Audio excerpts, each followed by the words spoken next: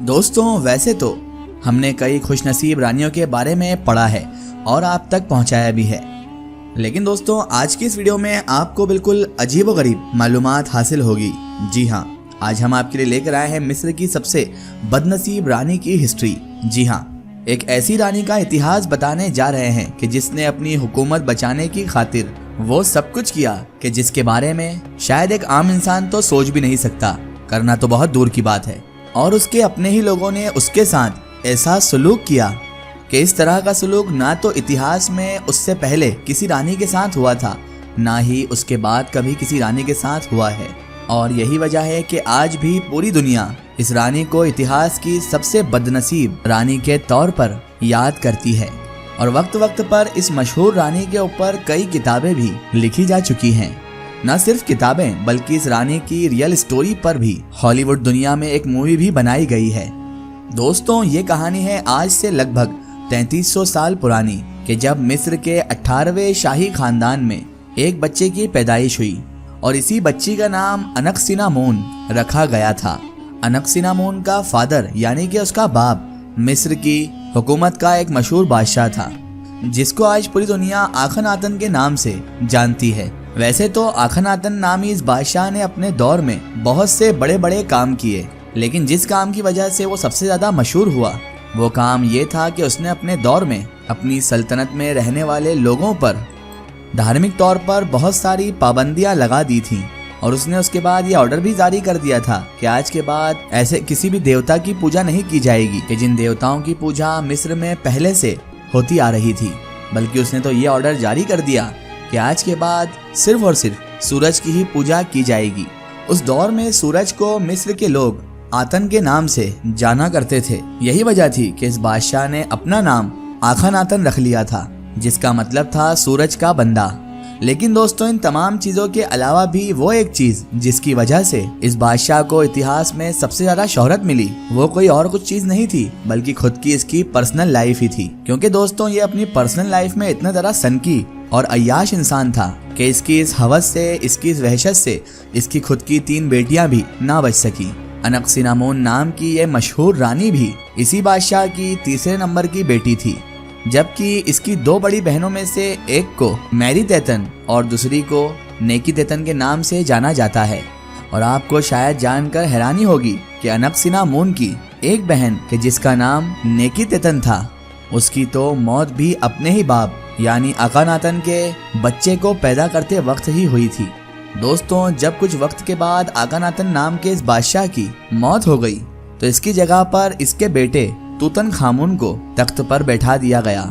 ये वही मिस्र का मशहूर फिरौन तूतनखामुन था कि जिसका मकबरा अभी 100 साल पहले ही हमारी दुनिया के एक्सपर्ट्स ढूंढने में कामयाब हो चुके हैं, जिसकी वजह से आए दिन तूतनखामुन की जिंदगी से जुड़े बड़े बड़े खुलासे भी होते रहते हैं। लेकिन दोस्तों जैसे ही तूतनखामुन मिस्र की गद्दी पर बैठा, वैसे ही अनक्सिनामोन की शादी उसके अपने ही भाई और मिस्र के नए बादशाह यानी तूतनखामुन के साथ करा दी गई।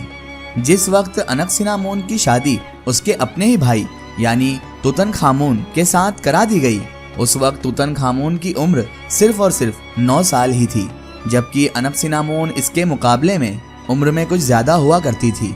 दोस्तों इतिहासकारों के मुताबिक अनक्सिनामोन और तूतनखामुन ने मिस्र की गद्दी पर लगभग 10 साल तक लगातार राज किया।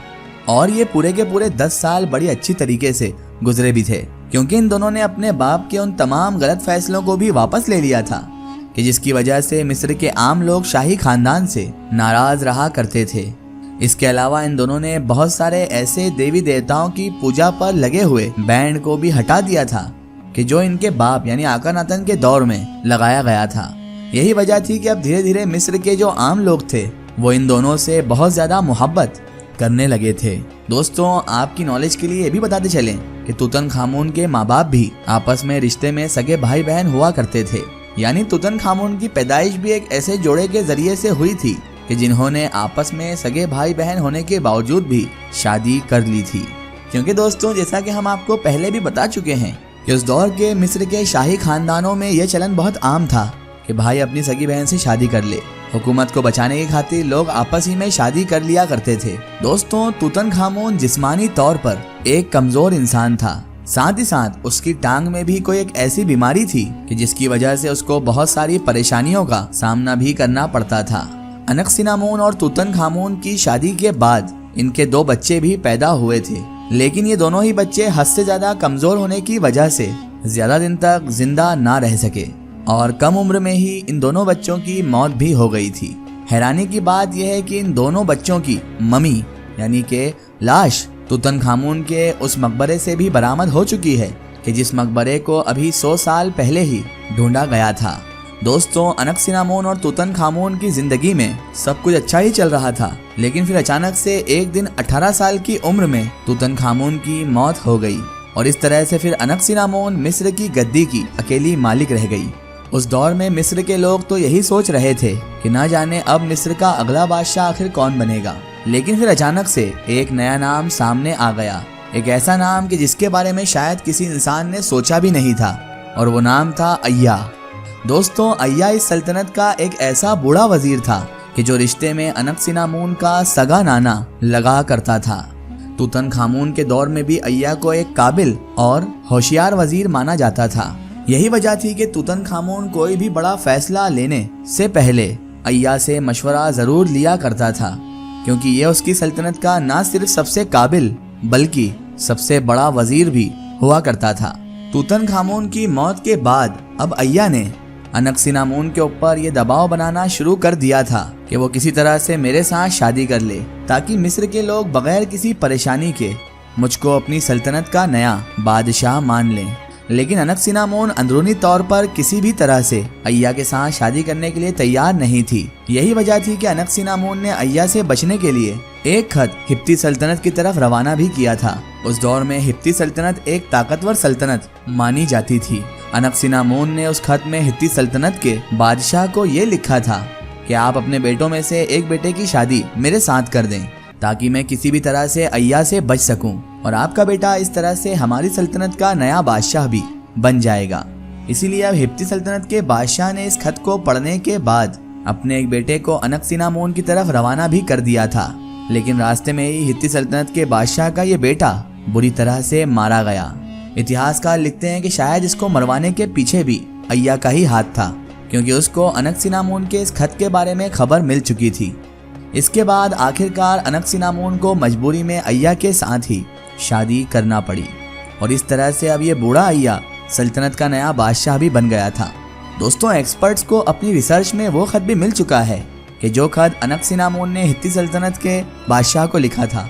इसके अलावा भी और भी ऐसे बहुत सारे दस्तावेज मिले हैं कि जिनसे ये साबित होता है कि बाद में मजबूरी में अनक-सिनामून को अय्या के साथ ही शादी करनी पड़ी थी।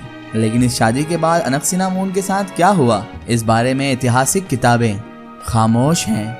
लेकिन उम्मीद है कि जब एक्सपर्ट्स तूतनखामून की तरह ही अनक-सिनामून की मम्मी को ढूंढने में भी कामयाब हो जाएंगे, तो उसकी जिंदगी के भी बड़े बड़े राज खुल जाएंगे।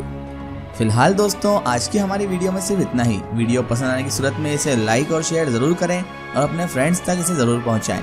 इसी तरह की इन्फॉर्मेटिव और हिस्टोरिकल वीडियो के लिए हमारे चैनल को सब्सक्राइब कीजिए और बेल नोटिफिकेशन को जरूर दबाएं, ताकि हमारी हर आने वाली नई वीडियो की नोटिफिकेशन आप तक पहुंचती रहे।